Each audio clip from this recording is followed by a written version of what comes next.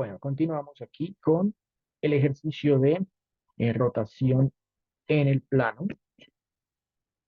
Tenemos, pues, recordemos, un punto con coordenadas X, Y, que corresponde a la punta de flecha de un vector con magnitud o longitud R y dirección o ángulo θ. Ese ángulo medido en sentido antihorario desde el eje X. Vimos entonces que en el plano X, Y, las coordenadas de ese vector, llamémoslo P, son X, Y, precisamente. De acuerdo al diagrama que tenemos aquí al costado derecho, entonces X es R coseno de θ y Y es R seno de θ. Listo. La idea es dejar quieto ese punto P, ¿cierto? Dejar quieto ese punto P y rotar el sistema coordenado XY para que la rotación, eh, un ángulo cualquiera sea, ¿no? Para que la rotación pueda producir unas nuevas coordenadas X y Y, pero en el plano rotado. Entonces la construcción consiste ahora en, digamos que más bien aquí con este, limpiamos este punto Y, limpiamos este punto X, dejamos esto y suponga usted que le estamos dando una rotación de un ángulo específico. Por ejemplo, que quede eso, así, el nuevo eje X. Vamos a llamarlo X prima. Y el eje Y rotado, o sea, el nuevo eje Y, a 90 grados, ¿cierto? Quedaría más o menos aquí, así. Este es entonces el nuevo eje Y primado. Nótese que el punto también queda con coordenadas X, Y, pero estas coordenadas ahora son primadas. Son primadas. Entonces, digamos que esta rotación de ángulo suceda para un ángulo phi, que sería este mismo, ¿cierto? Ángulo de rotación phi, y que este, esta proyección, esta proyección del punto P sobre el eje X, por supuesto, es paralela al eje Y, sistema primado. Por su parte, esta proyección del punto P sobre el eje Y primado nos arroja un valor que es paralelo al eje X primado, ¿cierto? Perpendicular al eje Y primado. En otras palabras, necesitamos ahora encontrar las coordenadas de este punto X primado y de este punto Y primado, de acuerdo a esta construcción. Para ello será de gran utilidad emplear, ¿cierto? Hacer uso de este ángulo, que sería la diferencia entre este ángulo grande, que es el ángulo θ, y este ángulo pequeño, que fue el de la rotación de los ejes, llamado phi.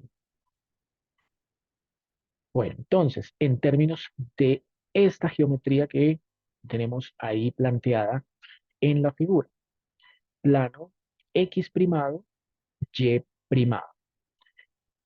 ¿Cómo queda entonces la vista o representado el vector X con sus nuevas coordenadas X', Y', ¿cierto? Eso es lo que ahora tenemos que averiguar. Bueno, veamos. Limpiemos por acá para ahorita colocar ahí el resultado final y hagamos aquí todo el desarrollo algebraico. La idea es con las transformaciones lineales, ¿cierto? Evitar hacer toda esta construcción geométrica, por lo que aquí la estoy haciendo una única vez, y en su lugar utilizar una matriz de rotación, que son las aplicaciones que estamos trabajando el día de hoy. Comencemos.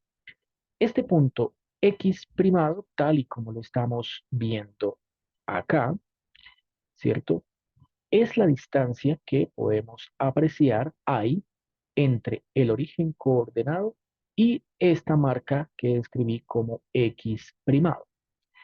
Bueno, ese X primado, en términos de las funciones trigonométricas de costumbre, hace referencia al coseno, porque es la base, ¿cierto? La base de este triángulo rectángulo, la base, la base lleva al coseno. La distancia es la misma magnitud r, el coseno del ángulo, pero ahora el ángulo es coseno teta menos phi, coseno para la diferencia de dos ángulos. Análogamente, el y primado, ¿cierto? Esta posición o la altura a la que se encuentra el punto P respecto al sistema cartesiano primado o rotado, pues será r seno de teta menos phi. Desarrollamos aquí, ¿cierto? Desarrollamos aquí utilizando las identidades para seno y coseno de la diferencia de los ángulos y nos queda r coseno del primero, coseno del segundo, más función par, más, cambia signo, r seno del primero, seno del segundo. Clásicas identidades trigonométricas que uno utiliza para seno y coseno de la diferencia de los ángulos. Asimismo, para el seno queda r seno del primero, coseno del segundo, seno es función impar, así que aquí sí conserva el menos, r coseno del primero, seno del segundo. Listo. Esta r y esta r en ambos casos se distribuyó con los dos términos que se obtienen de abrir por identidades estas dos expresiones, seno y coseno, para la diferencia de dos ángulos. Bueno, según lo que vimos hace un instante, r coseno de teta es igual a x, lo que teníamos por aquí escrito y que yo lo quité. Entonces, r coseno de teta, aquí lo vemos, esto es igual a x. Asimismo, y es r seno de teta. Entonces, damos r seno de teta y esto lo cambiamos por y. De igual manera hacemos abajo, tendremos r seno de teta y r seno de teta es y, mientras que r coseno de teta, ¿cierto? R coseno de teta es x. Conclusión, nos ha quedado que la imagen del vector B es representado en el nuevo sistema cartesiano rotado o primado, es x'. X' nos quedó x coseno de phi, x coseno de phi, más, creo que no va a caber, ¿no? Voy a tocar aquí abajo, muy bien. Vector B con coordenadas x', y'. De nuevo, x' dio x coseno de phi más y seno de phi, y seno de phi, coma. Esta sería entonces la representación coordenada x del vector b. Y quitemos esto de acá. Ahora, coordenada y primada. Según eso, y primada quedó y coseno de phi menos x seno de phi. Voy a escribir primero la que tiene x, así que va menos x seno de phi, esta la puse de primeras, y va más y coseno de phi, ¿cierto? Este término lo puse de segundas. Bueno, esto es lo que nos va a producir la matriz de rotación que estamos interesados en obtener. ¿Cómo se plantea? Entonces vamos a plantear el vector V, ¿cierto? En forma de vector columna o matriz 2 por uno con coordenadas x primado y y primado como x coseno de phi más y seno de phi. Esto va ahí de primeras. Y esto va abajo de segundas, menos x seno de phi más y coseno de phi. De esta manera, entonces tenemos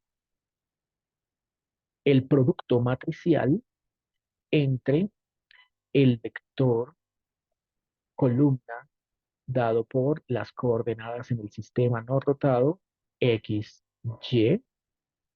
y la matriz de coeficientes viene compuesta por senos y cosenos del ángulo phi, el ángulo de rotación phi, coseno de phi, seno de phi, menos seno de phi y coseno de phi. Esta entonces es a la que nosotros le vamos a denominar matriz de rotación. Llámela entonces A, y esa matriz A es la matriz de rotación en el plano, en R2. Esa es la matriz de rotación en R2. Por lo tanto, la transformación lineal de R2 en R2 que toma un vector B y lo transforma en un vector W definido por el producto entre esta matriz de rotación A y el vector imagen B, ¿cierto? Este sería el vector preimagen, ¿cierto? Porque W sería la imagen. Bueno, entonces se construye de acuerdo a esto, bueno, con esta estructura que tenemos ahí en la parte superior, ¿cierto? Esto rota cualquier vector B que pertenece a R2 en un sentido antihorario, un ángulo phi, como estamos viendo.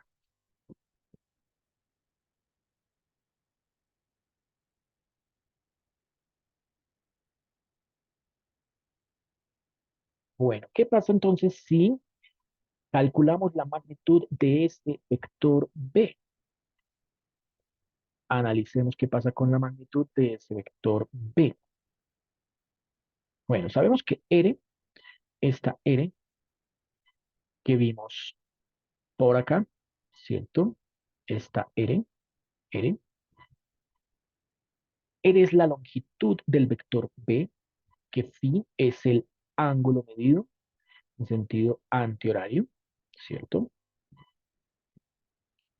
El ángulo que se rotó el sistema coordenado, ¿listo? Y para analizar esa longitud, entonces lo que debemos hacer es lo siguiente. Tomemos el vector B y le calculamos su norma. Recordemos que la norma se define como la raíz cuadrada del vector B producto punto sí mismo. Uso la notación de producto punto porque es R2.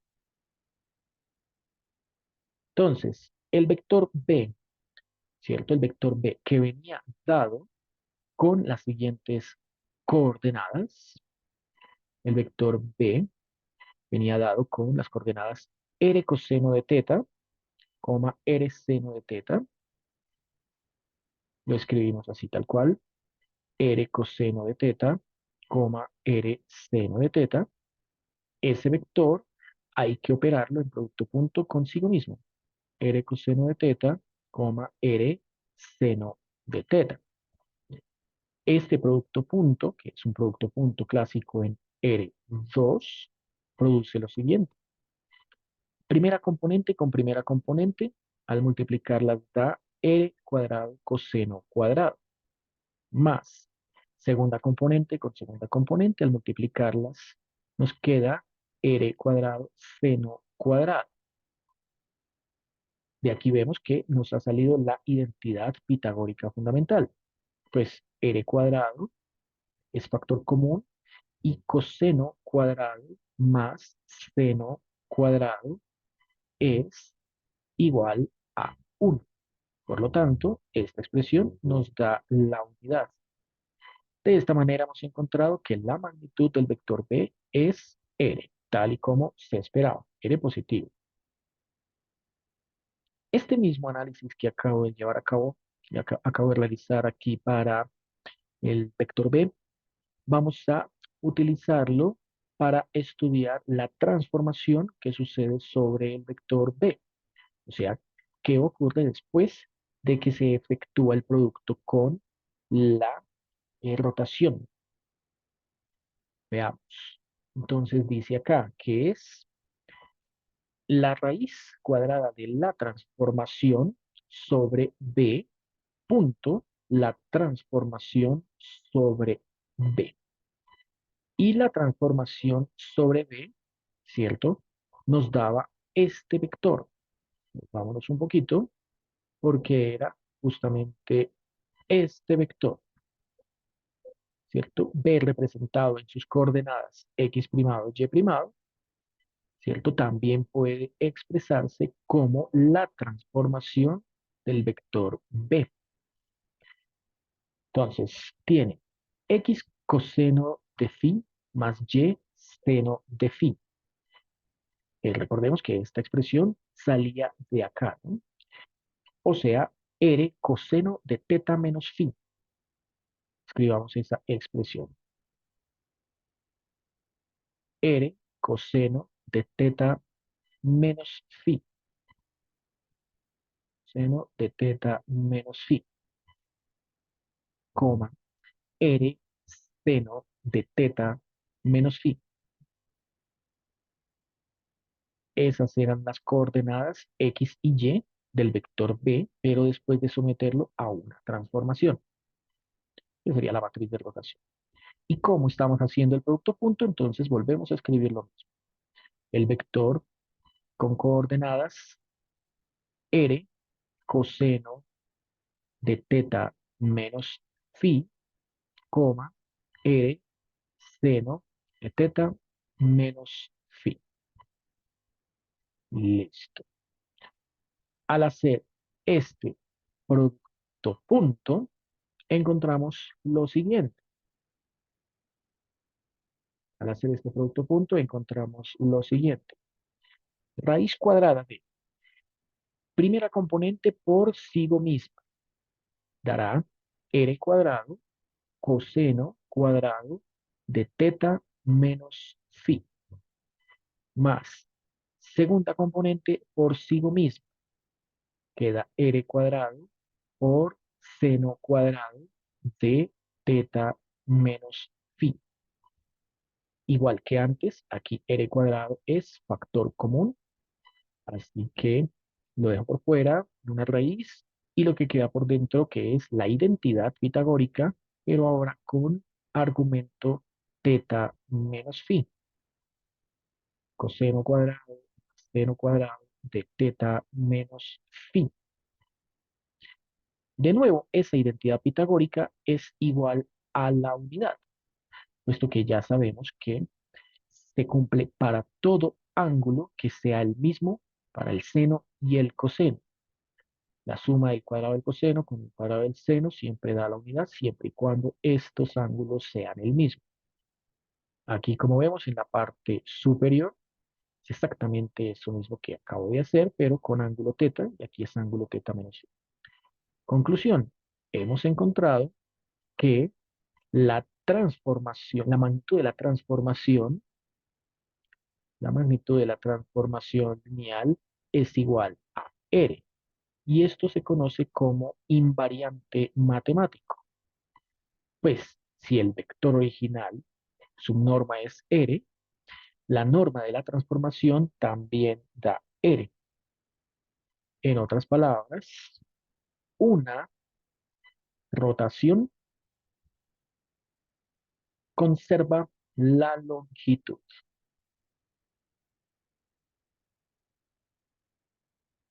Una rotación conserva la longitud.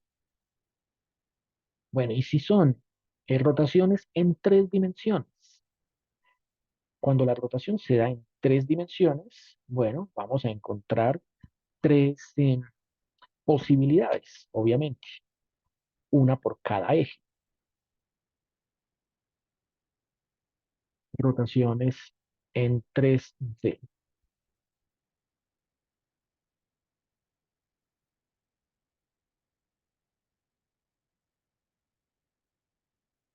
Veamos, rotaciones en 3D.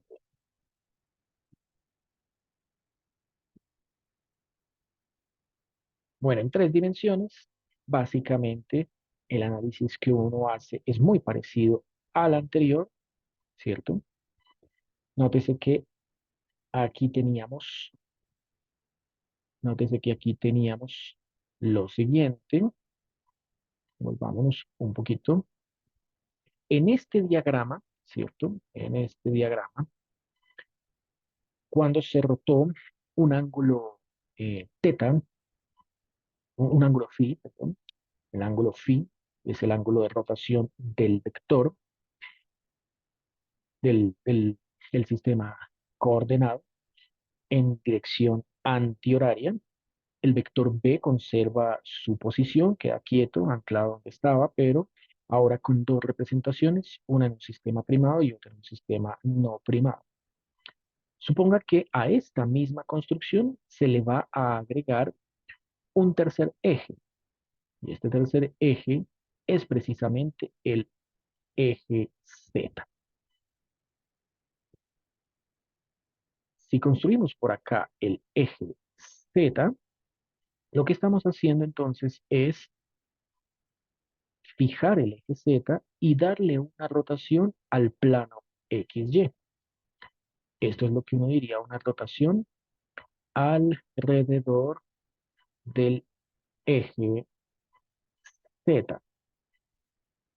Bueno, esa rotación alrededor del eje Z viene dada exactamente por estas mismas coordenadas que acabamos de construir por acá.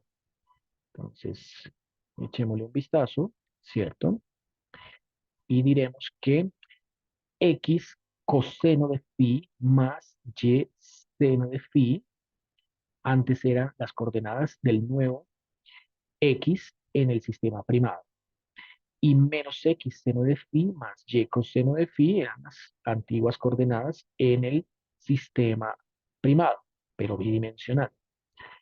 Haciendo una representación tridimensional, que es lo que ahora nos interesa, entonces, con ese mismo diagrama, llegaríamos al siguiente sistema de ecuaciones lineales. X coseno de phi más Y seno de phi. Hasta ahí igual que el anterior. Pero como es en tres dimensiones, entonces el eje Z no se mueve. Por eso lo multiplico por cero. En Y vimos que nos quedaba menos X seno de phi más Y coseno de phi. Lo mismo, en el eje Z no hay movimiento. Escribo el Z multiplicado por cero. ¿Y qué sucede en el eje Z? Bueno, si el eje Z es el que se está girando, entonces no hay desplazamiento en X, no hay desplazamiento en y el desplazamiento en Z primado es exactamente ese mismo desplazamiento en Z.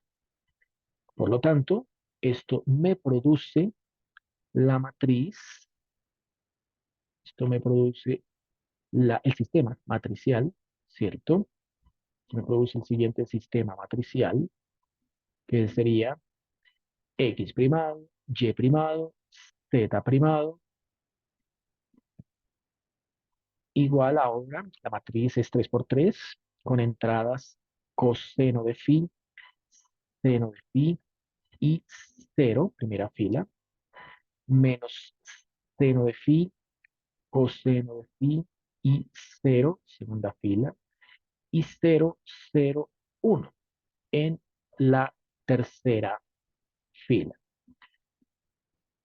Bien, esta matriz estaría operando o actuando sobre el vector con coordenadas x, y, z.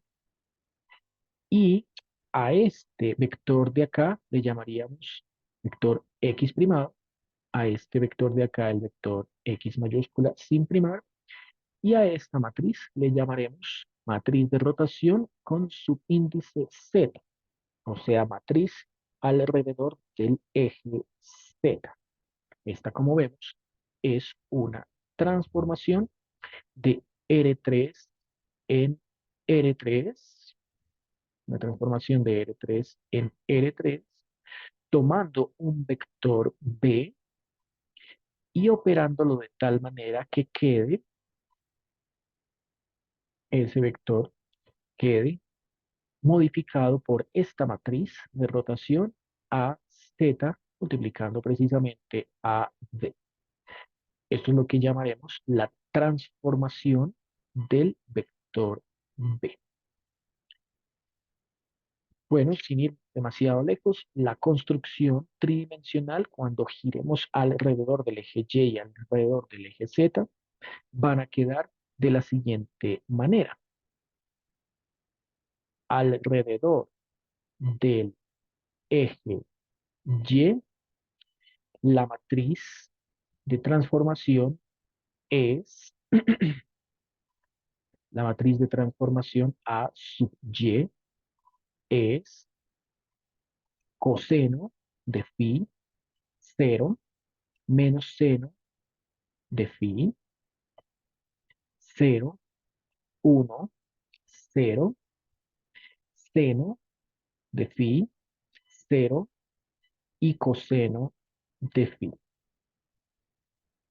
Mientras que para la transformación alrededor del eje X, que es el que falta, encontramos que la matriz de transformación es A sub X igual a 1, 0, 0, primera columna, 0 coseno de phi menos seno de phi, segunda columna, y 0 seno de phi coseno de phi. Esta es una de las aplicaciones que con más uso, ¿cierto? Uno encuentra de las transformaciones lineales, en este caso para hacer rotaciones. Bueno, veamos una pequeña representación de cómo funcionan esas rotaciones cuando se hacen una tras otra. Entonces, por ejemplo, consideremos la siguiente situación. Diga usted que por acá en el, en el, en el espacio, ¿cierto? Eje X, eje Y, eje Z, ¿listo? Eje X, eje Y eje Z. Tengo una figura geométrica cualquiera. X, Y, Z. Esa figura geométrica, digamos, la puedo pintar de esta manera. Damos de cuenta que es como una, una calculadora, puede ser, ¿cierto? Una calculadora que está posicionada de esta manera y que aquí tiene la pantalla y aquí tiene las letras. Dejémosla así. Si esta calculadora que está aquí posicionada de esa forma, la giramos 45 grados alrededor del eje X, entonces hacemos una transformación con la matriz de rotación alrededor del eje Y, un ángulo phi igual a 45 grados, ¿cierto? O pi cuartos, radianes. Estaremos entonces girando este eje en este sentido, ¿cierto? Que tiene que ser en sentido antihorario. Bueno, al hacer ese giro, nos encontramos con lo siguiente. El eje Y se conserva en su posición, ¿cierto? Ese es el que se está girando en este sentido. El eje X ahora queda 45 grados, su positivo ahora queda hacia allá, 45 grados girados en ese sentido.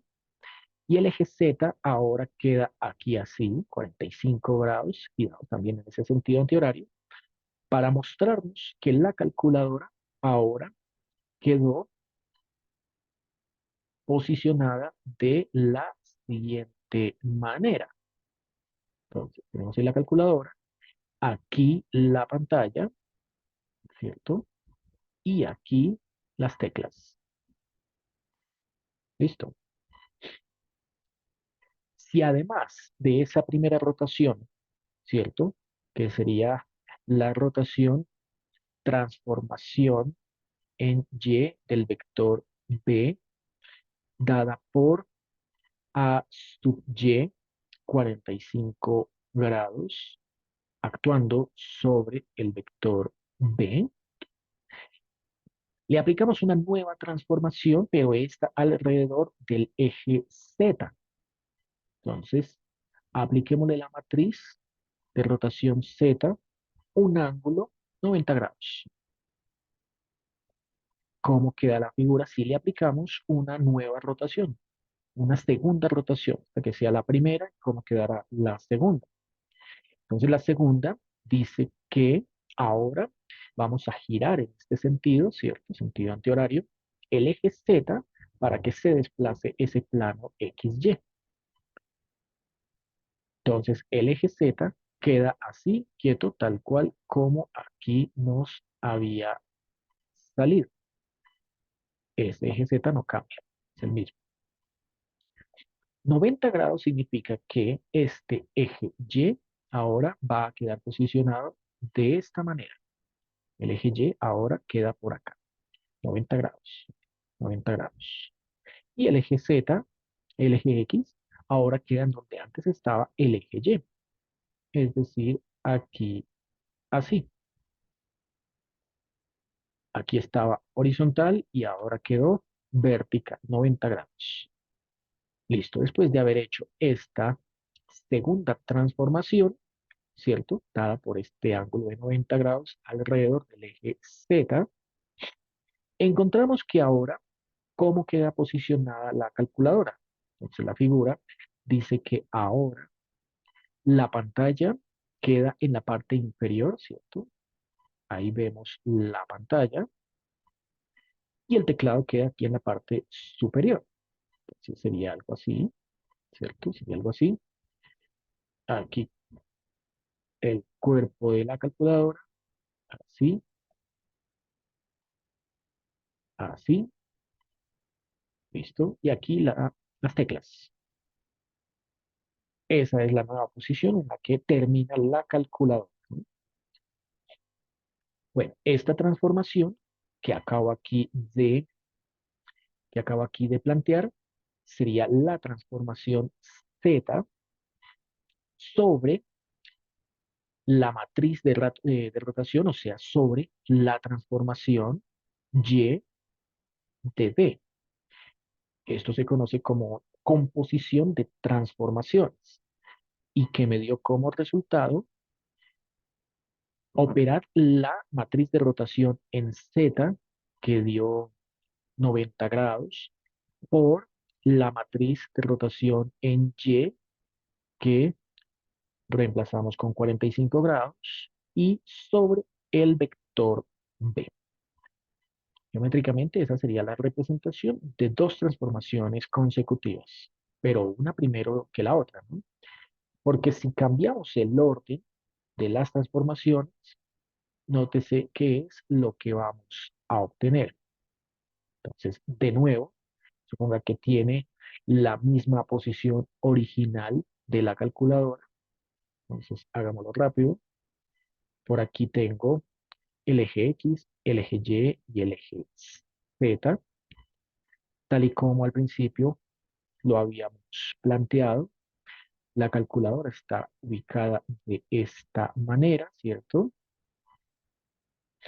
y por acá estaba la pantalla y el teclado. Así estaba originalmente la calculadora. Si ahora primero efectuamos la rotación de 90 grados alrededor del eje Z, ¿cierto? Si ahora alrededor del eje Z efectuamos los 90 grados, entonces tendremos que girar primero esta, esta, este plano XY, ¿cierto? Un ángulo recto en sentido antihorario. Por lo tanto, el eje Z se conserva, el eje Z es el mismo, no cambia, se conserva.